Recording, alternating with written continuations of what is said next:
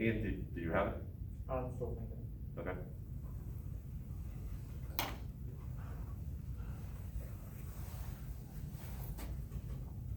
And not that it's much of a hint, but it's this bit right here, the infinite number of formulas, which give us a lot of flexibility later on when defining height.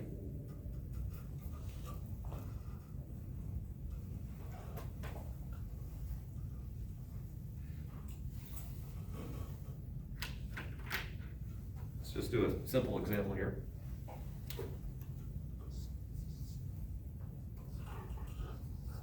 Five minus three.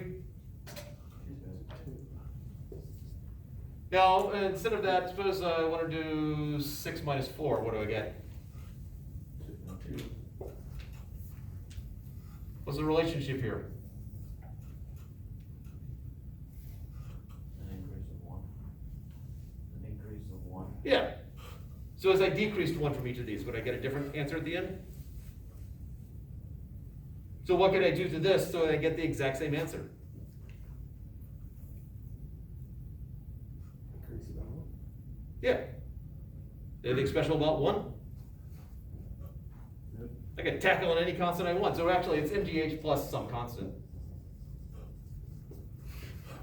Now, for the most part in this course, this is not a crucial bit. It becomes more important in the second semester course. Although there's some traditions about where you set 0 to be. But this gives us the power to make potential energy equal to 0 wherever we want. Most people will set potential energy equal to 0 at the ground because that just makes mental sense to them, but it doesn't have to be. If I drop this object, and this is the ground right here, I could just make h is equal to 0 there. And so my initial h is now, well, however far it fell. I don't have to throw in extra numbers here in order to make more work for myself.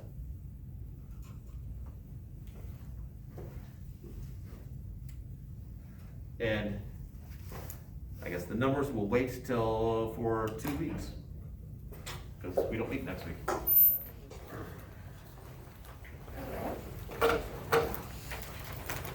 Please have a safe holiday or break or working extra shifts or whatever you're doing over the holiday.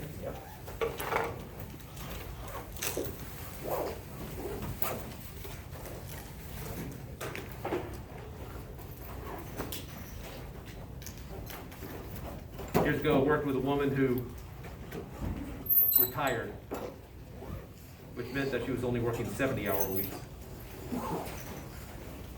I was once told, if you're ever in the office at 2 in the morning for whatever reason and she calls, do not pick up, because then she will expect that you were in the office at 2 in the morning.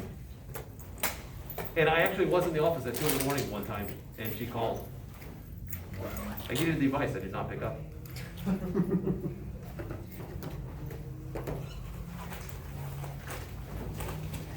They kept trying to find someone to replace her so she actually could retire, but she would never train anybody.